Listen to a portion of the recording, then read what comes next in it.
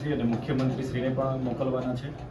આપના મારફતે આજે કેવડિયા ડીસીએફ સાહેબને અમારી રજૂઆત એવી છે કે જે જુનાગઢ ગામ છે સાહેબ, એનો ઇતિહાસ એવો છે કે 750 વર્ષ પહેલા ત્યાં હાથિયા દેવનું નિવાસસ્થાન હતું, દેવહાત્રા. આજે એની નીચે જે 500 વર્ષનો ઇતિહાસ છે કે આપણે રાજકોટિયા કોટીન રાજા કહેવાય, એનું ત્યાં નિવાસસ્થાન હતું. બાદમાં ગોહિલ વંશનું નિવાસસ્થાન હતું અને ત્યાં આજે પણ 1834નું નીલકંઠેશ્વર મહાદેવનું પૌરાણિક મંદિર છે અને આજે પણ રાજગાદી છે, એનો આખો મહેલો છે, આ છે, તે બધું જ છે. પર્યટકનું સ્થળ તરીકે પણ વિકસિત થાય એવી રીતના છે.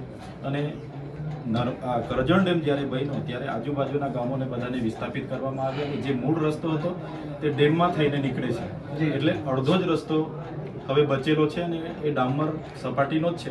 પણ આ વર્ષે 2024માં જ્યારે માર્ચ મહિનામાં ડામર રોડ મંજૂર થયો અને સ્ટ્રક્ચરના કામો ચાલુ થયા ત્યારે ફોરેસ્ટ વિભાગ દ્વારા એ વાહનો જપ્ત કરીને એ રોડનું કામ બંધ કરાવી દેવામાં આવ્યું છે, જેના કારણે ત્યાં આજે એમ્બ્યુલન્સ પણ પહોંચી શકતી નથી, બસ પણ જઈ શકતી નથી અને વિદ્યાર્થીઓ અપડાઉન કરે, કોઈ રોજગાર માટે જાય કે કોઈ મહિલાઓને ડિલિવરી માટે પણ દુખાવો પીડા થાય તો એને લાવવા માટે ઝોલીમાં રાખીને લાવવું પડે છે. એટલે જુનાગઢ છે, વેરીસાલ છે, કમોદિયા છે, પાંચ ખાડી છે, પછી દેવહાત્રા છે, એવા ઉપલા જુનારાજ, નીચલું જુનારાજ તમામ લોકોની ખૂબ જ હાલાકીમાં છે.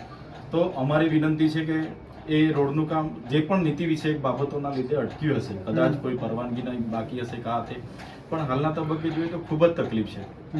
અમારે ડીસીએફ સાહેબ તરીકે આપણે અને કેવડિયાના ડીસીએફ સાહેબને કહેવાનું છે, એક બાજુ કેવડિયામાં પ્રોજેક્ટો આવે છે તો એના માટે તો રાતોરાત કામકાજ ચાલુ થઈ જાય છે ને આ તો મૂળ રસ્તો છે, મૂળભૂત પાયાની સુવિધાનો પ્રશ્ન છે. એટલે આ રોડ પણ દિન 15માં ચાલુ થાય એવી અમારી માંગણી છે.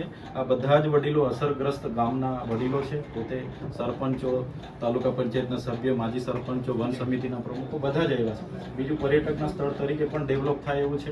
મિની સ્વિટ્ઝરલેન્ડ પણ એને કહેવામાં આવે છે. તો એમાં વહીવટી તંત્ર સહકાર આપે, રોડનું કામ ચાલુ થાય એવી અમારી સ્પષ્ટ માંગણી છે. દિન 15માં અમારી માંગણી નહીં સ્વીકારે તો એ વિસ્તારના તમામ ગામના લોકોને સાથે રાખીને 30 અને 31 તારીખે માન્ય વડાપ્રધાન શ્રી નરેન્દ્રભાઈ મોદી સાહેબ કેવડિયા આવવાના છે, તે દિવસે અમે બધા જ લોકોને સાથે રાખીને, જો દિન 15માં નિરાકરણ નહીં આવે તો બધા જ લોકોને સાથે રાખીને અમે કેવડિયા ખાતે જઈશું અને વડાપ્રધાન શ્રીને રૂબરૂ મળીને આની રજૂઆત અમે કરીશું. તો એવું ના થાય એના માટે અમારી લાગણીને માંગણી છે કે આ રોડનું કામ સત્વરે ચાલુ કરવામાં આવે અને જે લોકોને હાલાકી પડે છે એનું નિરાકરણ લાવવામાં આવે એવી આપશ્રીને અમારી માંગણી છે.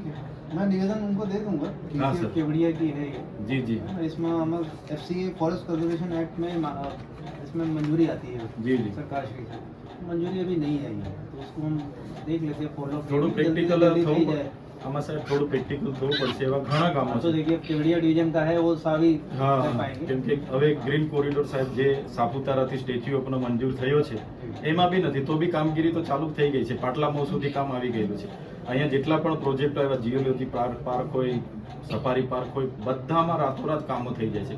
ને આ તો સાહેબ આઝાદી પહેલાનો રોડ છે અને એ રોડ નવું કોઈ ઝાડ કપાવવાનું નથી, જૂનો રોડ છે. હા, જૂનો રોડ છે, ડામર સપાટીનો રોડ છે, એને જ નવો ડામર રોડ બનાવવાનો છે. પણ ખબર નહીં શું થયું, જ્યારે સ્ટ્રક્ચરનું કામ ચાલતું હતું તો ફોરેસ્ટ વિભાગ જઈ એના વાહનો જપ્ત કરી લીધા, એટલે કોન્ટ્રાક્ટર એના બી કે પછી કામ કરવા આવતા નથી.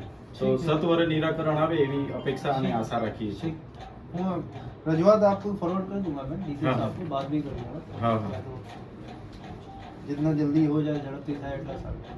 ठीक है, धन्यवाद सर. ठीक.